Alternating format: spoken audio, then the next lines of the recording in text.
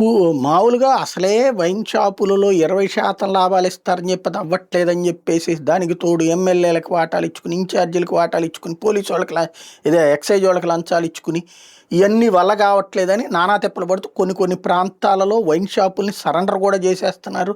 రచ్చ జరుగుతుంది. దానికి తోడు బెల్ట్ షాపులు ఇదంతా. మరి పులివెందులలో మాత్రం 2 మద్యం దుకాణాల వాళ్ళు బోర్డులు పెట్టి మరి 10%, 20% డిస్కౌంట్లంట.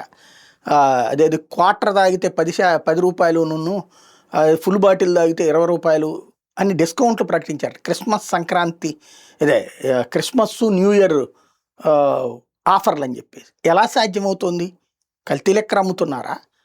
లేకపోతే లాభం లాభాన్ని తగ్గించుకుంటున్నారా? లేదంటే వేరే ఎక్కడి నుంచైనా తెస్తున్నారా?